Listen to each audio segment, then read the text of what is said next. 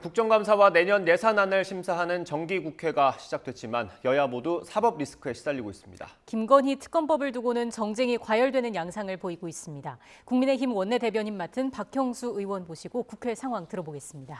어서 오십시오. 네, 안녕하십니까. 네, 안녕하세요. 제가 지난주에 전현희 국민권익위원장을 모셔서 얘기를 들었습니다. 국회 상황 짚어보기 전에 그 내용 먼저 좀 다뤄보겠습니다. 전 위원장은 이번 감사원의 감사가 표적이고 또 별건 감사라고 주장을 했어요. 이게 감사원과 정부 여당을 한꺼번에 좀 이렇게 공격을 한 건데 어떻게 생각하십니까? 그 부분에 대해서 감사원의 입장은 전혀 다른 걸로 알고 있습니다. 이 사건 처음 시작된 것은 사실 LH 때문입니다. LH의 사장과 부사장들이 다 자리를 동시에 비운다. 또 평일에도 골프를 치고 다닌다. 이런 이 언론 보도가 있었습니다. 네. 그러니까 감사원에 여러 제보가 있던 중에 국민권익위원회 전현희 위원장의 근태에 대한 그런 제보가 있었고 예. 또 그 와중에 지금 전현희 위원장이 청탁금지법 위반을 했다. 네. 이런 내용이 뭐 내용은 식사를 하면서 3만 원이 한도인데 그걸 초과했다라는 것입니다. 네. 근데 초과했는데 그 초과했던 자체가 문제가 아니라 초과하지 않았다라는 걸 맞추기 위해서 뭐 서류를 좀 조작했다든지 이런 지금 제보가 있었습니다. 예. 네. 그래서 그 부분에 대해서 조사를 하려고 하는데 담당자가 병가를 내고 2주간 나오질 않은 것입니다. 그러니 감사기간 연장할 수밖에 없잖아요. 그 상황에서 안 나온다고 해서 감사를 종결할 수도 없는 것이고 예. 예. 이렇게 된 것을 전현희 위원장이 표적감사다, 이게 정치보복이다 이렇게 주장하는 건 조금 과하다.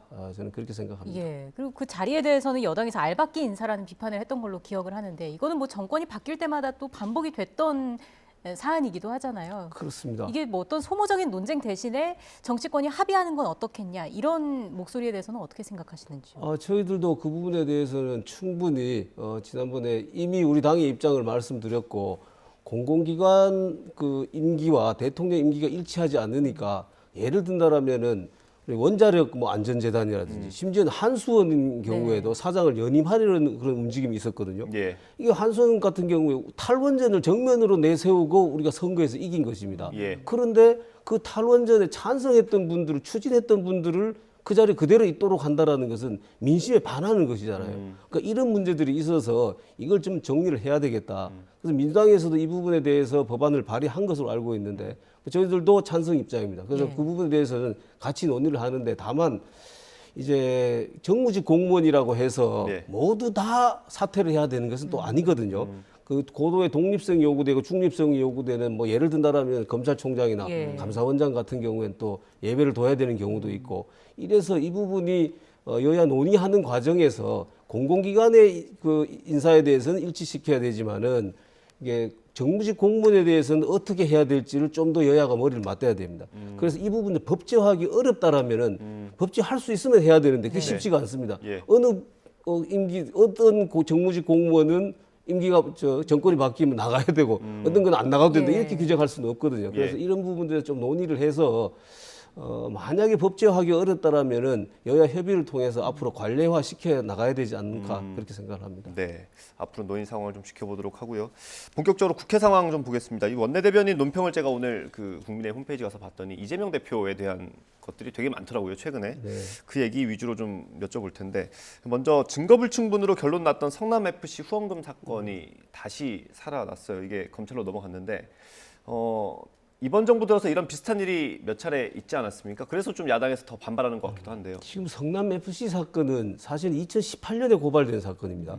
2018년에 고발돼서 약 3년 정도 경찰에서 아무것도 하질 않았어요. 그러다가 2021년 9월에 불송치 결정을 했습니다. 네. 불송치 결정하니까 사건을 경찰에서 단계에서 종결하겠다는 네. 것이죠. 그래서 이의 신청권을 행사를 해서 그 사건이 검찰에서 성남지청에서 검토를 하게 됐습니다. 그러니까 성남지청에서 검토를 하면서 그 담당자들 수사 실무에 있는 검사들은 이거는 보완 수사 요청을 해야 된다라고 했고, 근데 뭐 아시겠습니다만 그때 그 당시에 성남지청의 지청장이었던 박모 지청장은 이제 친정권 인사로 알려져 있는데 예. 이분이 못하도록 막았다는 것이죠. 예. 그러다 결국은 그 사건이 수원지검에서 그 성남지청보다 상급 기관인 수원지검에서 보완 수사 요청을 해야 된다라고 해서 경찰에서 다시 시작이 된 것입니다.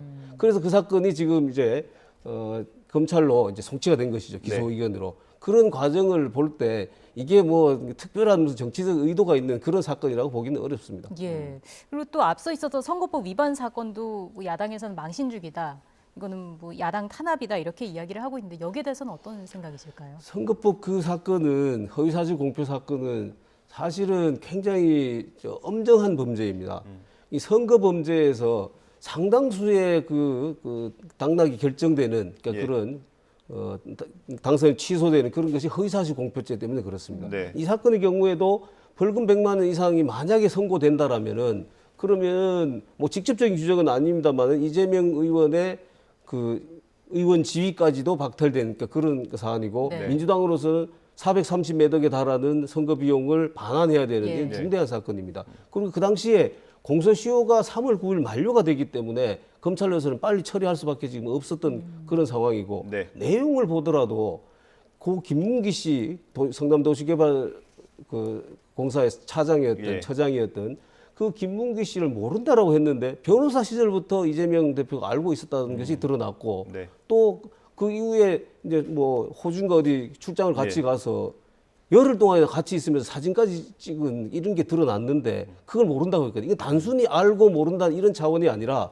대장동 사건과의 연관성을 끊기 위해서 의도적으로 고의적으로 허위 발언을 했다는 것이죠. 그래서 이 부분은 굉장히 중대한 그 사안이다. 저희들은 그렇게 예. 보고 있습니다. 예. 그런데 이재명 대표는 이런 수사나 기소에 대해서 정적 제거라는 표현을 썼거든요. 거기에 대해서 어떻게 보세요? 그 부분은 뭐 저희들로서는 전혀 사리에 맞지 않는 말씀이다. 왜냐하면은 뭐 당연히 누구든지 야당 대표든지 여당 대표든지 누구든지 범법 행위가 있으면 처벌받아야 되는 것이 법치국가에서 당연한 것입니다. 야당 대표라고 해서 범법 사실이 있는데 처벌 안 할 것입니까? 그렇지는 않지 않습니까? 그리고 이 사건들은 우리 윤석열 정부가 들어오고 난 이후에 무슨 사건이 벌어진 걸 우리가 그걸 수사를 하게 했다든지 이러면 모르겠는데 이건 이미 대선 과정에서 벌어졌던 사건들이고 네. 또 민주당이 경선 과정에서 불거져 나왔던 그런 사건들입니다. 이걸 가지고 정적 제거다, 정치 보복이다 이렇게 주장하는 것은 지나친 주장이다 그렇게 생각합니다. 지나친 주장이다. 어쨌든 야당은 반발을 하고 있고요. 어쨌든 그 대응하는 차원이겠습니다만은 지금 김건희 여사 특검을 주장하고 있지 않습니까? 네. 논의 대상조차 되지 않는다 이렇게 보십니까? 네, 이 사건도 뭐 다들 아시겠습니다만은 문재인 정권 하에서 2년 6개월 동안이나 검찰에서 계속 수사를 했던 사건입니다. 네. 그렇게 2년 6개월 동안 철저히 수사를 하면서 공범들은 다 기소를 했어요. 네. 원래 사건은 공범들 기소할 때 함께 처리하는 것이 원칙입니다. 예. 그런데 공범들 다 기소를 하면서도 기소를 못했고 예. 소환조차도 못했습니다. 그런 사건이고요.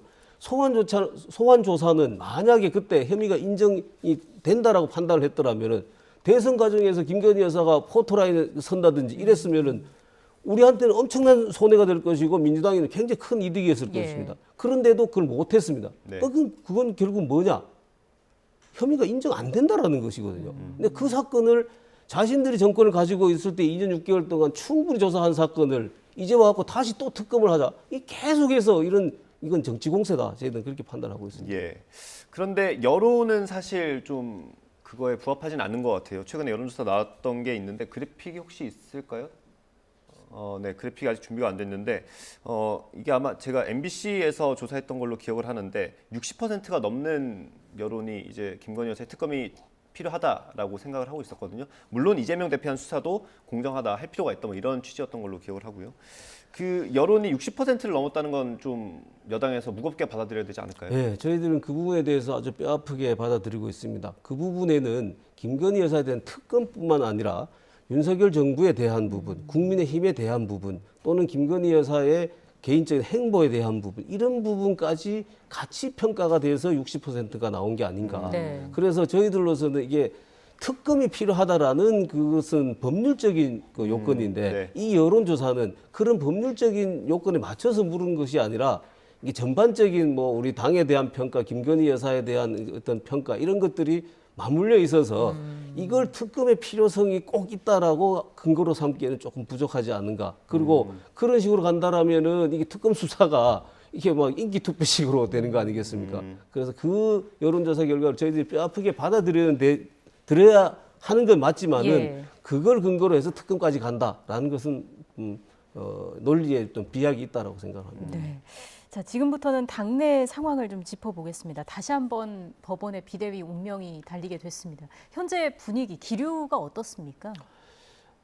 지금 저희들이 다시 비대위로 간 것은 우리 당의 정치적인 결정이기도 하지만은 법률상으로 이게 좀 불가피한 면이 있습니다. 그러니까 왜냐하면은 지난번 이제 첫 번째 가처분 판결에서 비대위원장 직무를 정지한다라고 네. 나왔습니다. 그런데 이게 이 판결이 이 본안 판결의 종국 판결이라면은 그러면 저희들이 당연히 거기 따라야 됩니다. 예. 네. 그런데 가처분 판결이기 때문에 그 판결의 주문은 뭐냐면은 비대위원장 직무를 정지한다거든요. 네. 네. 그리고 그 우리 당헌 당규에 의하면은 비대위가 출범하면 최고위는 해산하도록 되어 있습니다. 예. 그래서 이미 해산돼 버린 이 최고위를 어떻게 다시 되살릴 방법이 없는 거예요. 그리고 아까 말씀드린 그 비대위로 다시 갈 수밖에 없었던 것은 원칙대로 하면은 법원의 본안 판결에서 다퉈서 그래서 그 판결에 승소를 하든지 패소를 하든지 그 결과에 따라야 되는데 그게 3개월, 6개월, 1년이 걸릴지 알 수가 없는 것입니다. 그러면 우리 당은 지도부가 없는 상태로 계속 3개월, 6개월, 1년 갈 수밖에 없는 것입니다. 그래서